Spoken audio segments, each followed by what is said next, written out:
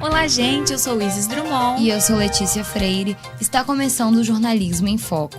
A discussão de hoje é a impunidade no Brasil, que está relacionada, entre outras coisas, à lentidão da justiça. Teremos como referência o caso do juiz Alexandre Martins, assassinado no ano de 2003. Nós sabemos que o homicídio aconteceu por volta das investigações do crime organizado no estado.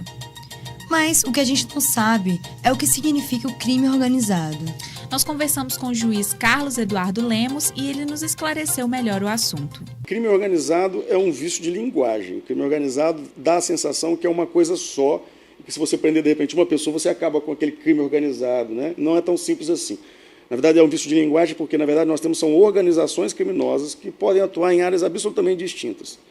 Como aqui no Estado, por exemplo, nós temos organizações criminosas que atuam dilapidando o erário público do Poder Legislativo, organizações criminosas dilapidando o erário público no Poder Executivo, organizações criminosas vendendo sentenças no Judiciário, organizações criminosas fazendo narcotráfico. Então, são muitas vezes organizações absolutamente distintas e separadas. E o enfrentamento tem que ser feito estrategicamente contra cada uma delas, da forma correta de agir contra cada uma delas. Então, a gente não pode pensar numa coisa una, porque não é. Eventualmente, até você pode ter mais de uma organização se interligando e juntando forças para conseguir algum fim. Mas a gente tem que ter consciência que o enfrentamento é diverso. Isis, depois do caso do juiz Alexandre Martins, você acha que o crime organizado perdeu forças ou ganhou nesses últimos 10 anos? Olha, Letícia, é muito difícil para nós, donas de casas, estudantes, trabalhadores e operários, opinarmos sobre algo que não interfere diretamente nas nossas vidas. Mas, na opinião do Dr. Carlos Eduardo, podemos ser otimistas sobre o assunto. Eu não tenho dúvida que o Estado do Espírito Santo melhorou. Apesar de sabermos que ainda existem organizações criminosas no seio do Estado em todas as instituições. Eu falo que melhorou porque, se a gente pensar historicamente, naquele momento no qual nós trabalhamos, nós tínhamos um governador do Estado sob acusação de vários atos de corrupção, inclusive foi condenado por isso posteriormente. Tínhamos um presidente da Assembleia que era um bicheiro, um contraventor, que foram justamente os trabalhos feitos por Alexandre, por mim naquela época, que geraram todos os processos existentes hoje contra as corrupções na Assembleia Legislativa. E eu não tenho dúvida, se esses processos não existissem, se as provas não existissem, hoje ele teria sido governador do Estado, talvez já no segundo mandato. Então, assim, eu não tenho dúvida que se produziu muito. E um outro dado importante, Leopoldo foi o primeiro juiz punido pelo Tribunal de Justiça de forma contundente, como foi, com a exclusão dos quadros da magistratura em razão dos atos praticados aqui, que eu e Alexandre denunciamos. Eu confesso a você, eu não esperava ver tão rápido o que aconteceu no Poder Judiciário. O pior é que a gente sabe que é uma corrupção espalhada pelo país inteiro e em todos os âmbitos. O que nós não sabemos é se ela contaminou a maior parte dos integrantes dos poderes. Eu sempre falo que o Judiciário tem que ser o poder menos corrupto. A gente pensa que o que o Legislativo fizer de errado, só o Judiciário pode corrigir. O que o Executivo fizer de errado, só o Judiciário pode corrigir. E o que o Judiciário fizer de errado, só o Judiciário pode corrigir.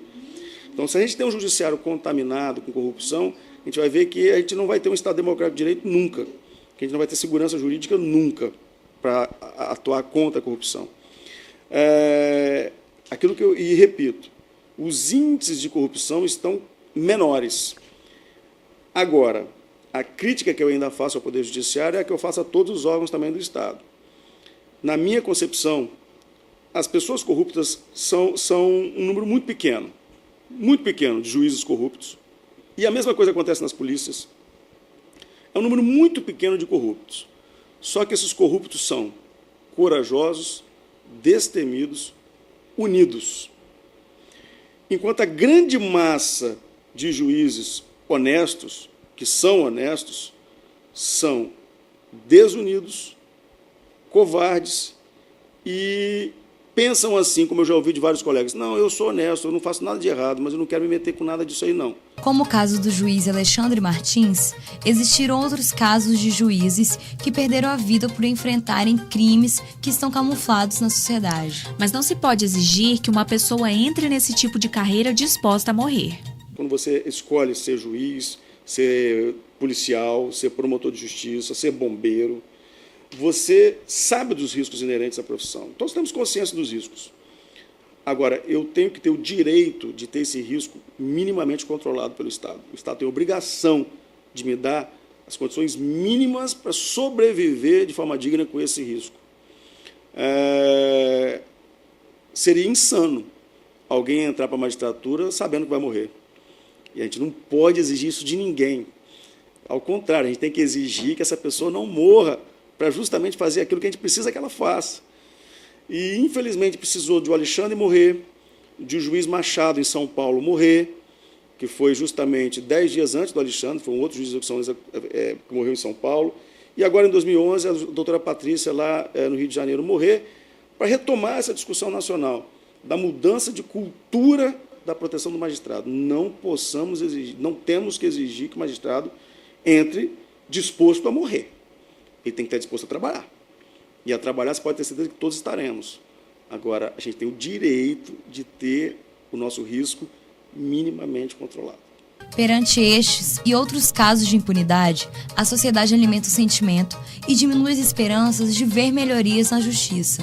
O que as pessoas precisam é de respostas e finais para estes crimes, sejam elas a liberdade ou a condenação dos suspeitos. Eu acho que o processo do Alexandre, que a sociedade quer, é um fim, seja condenando ou absolvendo aqueles indicados como mandantes, mas tem que terminar esse processo. E eu não tenho dúvida que um processo tão emblemático como a morte de um juiz, e isso eu ouvi de um cidadão muito humilde, por sinal, ele falou assim: doutor, se não conseguem prender os mandantes de um crime de um juiz, imagine de qualquer um de nós. Isso dá uma sensação de impunidade, isso gera estímulo à criminalidade. A gente sabe que a sociedade é muito carente de pessoas dispostas a lutar por uma justiça sem impunidades.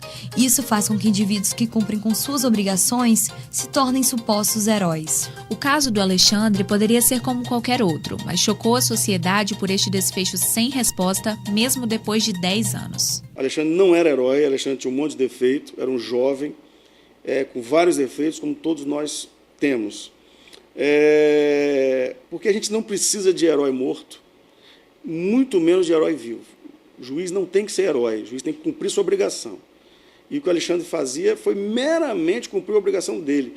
E é tão interessante que a gente vê que a sociedade está tão carente de acreditar que as pessoas são capazes de cumprir suas obrigações, que quando alguém faz, parece estar fazendo algo super-humano. Então, hoje as pessoas, quando falam no Alexandre, falam como se tivesse sido um grande herói, que, na verdade, foi uma pessoa comum que cumpriu suas obrigações, como todos temos o dever de fazê-lo. A sociedade nos paga para fazer isso e espera de nós que façamos. Então, Alexandre foi simplesmente isso.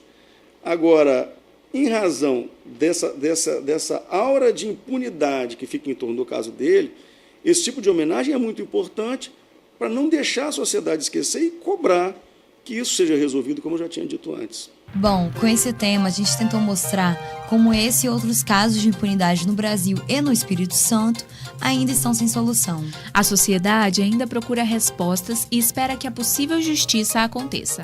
Obrigada. E até a próxima edição.